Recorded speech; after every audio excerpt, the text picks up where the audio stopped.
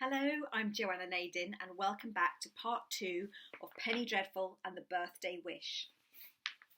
So if you remember, Penny and Cosmo are back at square one, which is also called Cosmo's house.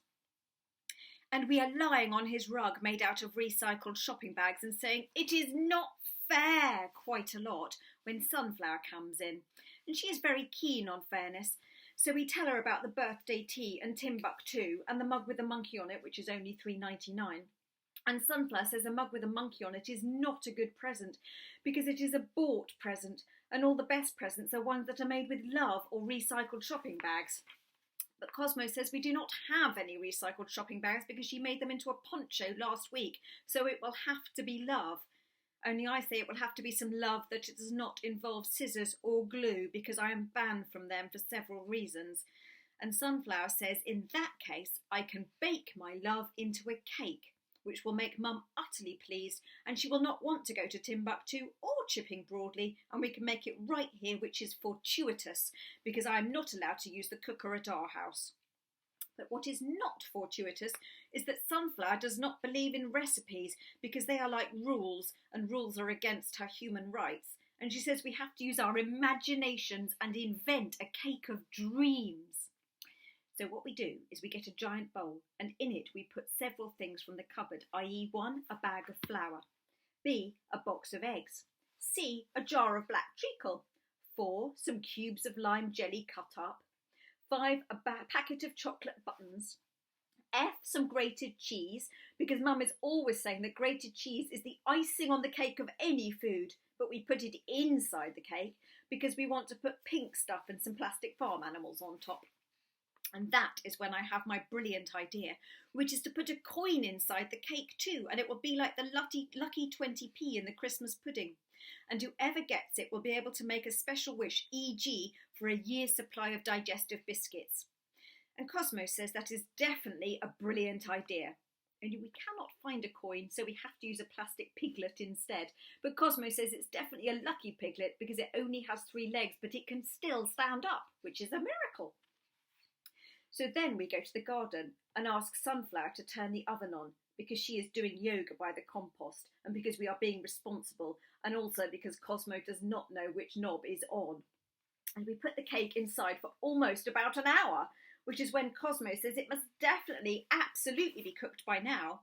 And he is right, because mostly it has risen up like mad, except for the middle, which is a bit sunken and also very gloopy.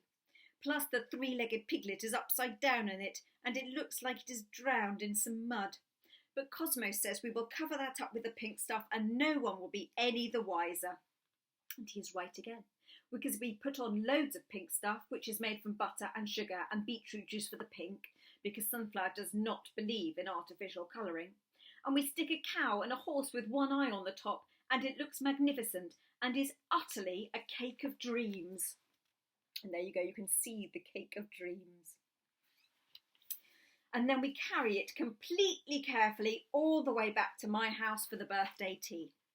And when we get there, Mum is already looking utterly gloomy and also very strange because Shaniqua Reynolds has definitely been over-ambitious, and now her hair is definitely shorter on one side than the other.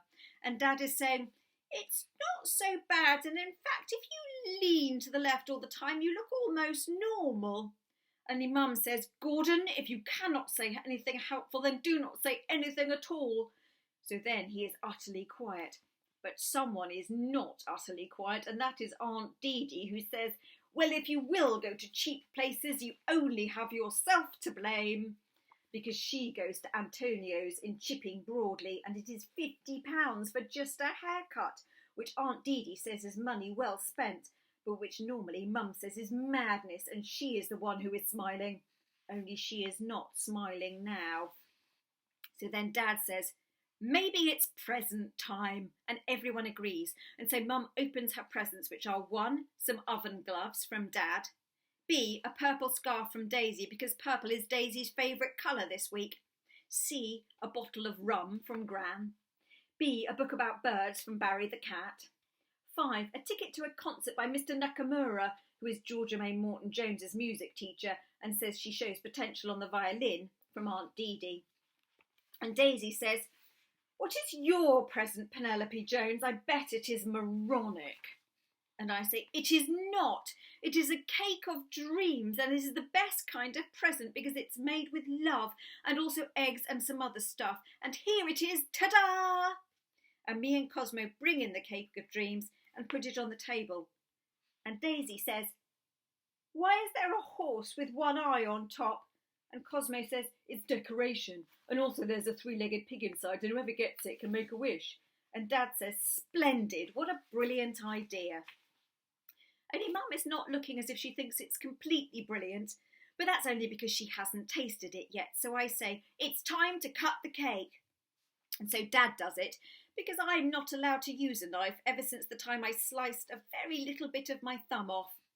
And there is a piece for everyone except Barry, because Mum says it is cat biscuits and cat biscuits only for him. Only Aunt Dee Dee possibly wishes there wasn't a piece for her, because almost immediately she goes very palish and then very reddish, and it is clear she is choking. And so Cosmo says, "Do not fear, I will come to your rescue. I am your knight in shining armour." Because he is very keen on being a knight in shining armour as well as Darth Vader. And he hits her very hard on the back, which is when the three-legged piglet flies out and hits Dad on the nose. And then there is all sorts of kerfuffle, and Aunt Dee Dee is completely cross and goes home to be revived with a bottle of rum. And then there is a lot of shouting of, "It's your fault, no, it's your fault," and especially that it is my fault because I am such a complete moron and it is the worst birthday ever. It is Daisy who says that. But amazingly, Mum does not agree, and she is smiling even though her hair is wonky. And she says, in fact, it is the best birthday ever because she got her wish, which is that Aunt Dee Dee would be quiet and go home. And I absolutely agree that it's the best birthday ever, because at that exact moment, Dad finds another present under the table, and he says, "Oh, is this from you too, Penny?" And I say, "No," and he says, "Yes, it is, it says so here." And Mum opens it, and it is the mug with the monkey on it from the post office. And Dad gives me a wink, and I give him a wink back, and I think that maybe wishes do come true after all. Thanks for listening, and I'll be back soon with another Penny Dreadful story. Bye.